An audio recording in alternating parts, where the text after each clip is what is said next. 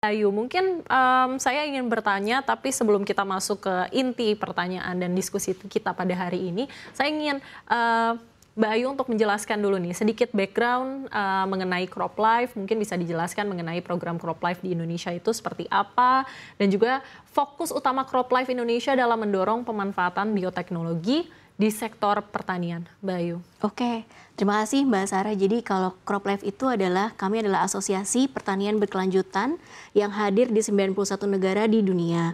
Salah satunya adalah di Indonesia sendiri.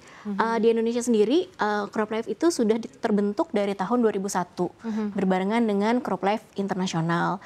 Dan fokus utama Crop Life saat ini yang pertama adalah untuk meningkatkan kesadaran bagi para stakeholder untuk pentingnya perlindungan tanaman dalam menjaga produktivitas lahan. Itu yang pertama. Yang kedua adalah akses kepada petani, di mana kami harus memastikan bahwa petani Indonesia ini memiliki teknologi dan sumber daya yang dibutuhkan untuk meningkatkan produktivitas dan kualitas hasil. Yang ketiga, fokus kita adalah untuk penggunaan teknologi yang bertanggung jawab, di mana teknologi yang kita komersialisasikan itu harus aman, efektif, dan ramah lingkungan.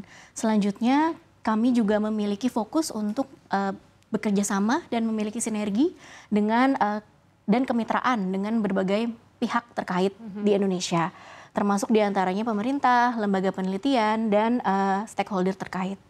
Dan yang terakhir, kita memiliki program yang disebut SPMF. Itu adalah Sustainable Pesticide Management Framework. Ini adalah program 5 tahunan, di mana kami memiliki komitmen untuk menjadikan pertanian berkelanjutan untuk mengadopsi teknologi modern yang terintegrasi.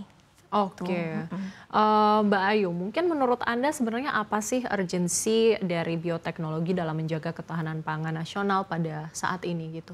Oke, sebenarnya kalau bisa dibilang urgensi biotek saat ini tuh sangat tinggi ya Mbak, karena kan seperti yang kita tahu di bidang biotek pertanian sendiri, Indonesia mungkin tertinggal sekitar 15-20 tahun ke belakang jika dibandingkan dengan negara tetangga yang terdekat seperti Filipina gitu. Karena Indonesia ini mungkin bisa dibilang harus sudah mulai menggunakan benih bioteknologi karena ini sejalan dengan programnya Pak Prabowo di mana Asta Cita itu ada salah satunya kan ketahanan pangan ya Mbak, betul. Nah, jadi biotek ini merupakan solusi yang penting untuk menekan potensi kehilangan hasil sehingga segala macam yang ditanam oleh petani itu ketika panen mereka dapat merasakan manfaatnya 100% seperti itu. Karena kan seperti yang kita tahu, yang tadi climate change, terus serangan hama, serangan penyakit itu sangat marak terjadi di Indonesia karena di Indonesia itu kan iklimnya tuh tropis ya. Jadi serangga tuh suka, mikroorganisme suka, jadi rentan sekali hasil panen itu turun. Nah, bagaimana cara menjaga hasil panen itu dengan menggunakan produk bioteknologi ini. Selain itu, salah satunya karena kebijakan tarif US yang kemarin ramai itu Mbak, itu kan juga berimpak ya kepada komoditas pertanian seperti kedelai, kapas, jagung, itu kan kita pada umumnya kita impor ya untuk produk-produk itu. Nah, dengan adanya adopsi biotek ini akan sangat mengurangi ketergantungan impor di masa depan. Karena harapannya petani Indonesia itu bisa menanam sendiri dan tidak jadi penonton saja gitu Mbak di Indonesia ini, sehingga daya saing petani itu di pasar global itu sangat tinggi gitu. Oke, Mbak Ayu mungkin bicara terkait penelitian di laboratorium yang mungkin diaplikasikan di lapangan, seperti apa sih contoh adopsi teknologi pertanian berbasis sains gitu ya, atau mungkin bioteknologi yang telah meningkatkan hasil panen gitu dan juga efisiensi pertanian di Indonesia atau mungkin di negara lainnya, karena kita tahu mungkin Crop Life kan ini ada di 91 negara gitu ya. Betul, tadi. iya. Oke Mbak, jadi kalau di Indonesia sendiri contoh nyatanya itu adalah penggunaan benih bioteknologi yang tadi disebutkan atau benih PRG. Nah, di Indonesia sendiri kita itu baru mengeluarkan benih bioteknologi ini di tahun 2023. Nah, salah satu yang ada itu adalah dua jenis manfaat. Itu yang pertama adalah tahan terhadap herbisida glifosat, dan yang kedua itu dapat mengontrol serangan ulat penggerek batang. Ini adalah benih biotek yang ada di jagung. Jagung ini untuk jagung pakan ya Mbak, bukan untuk jagung manusia.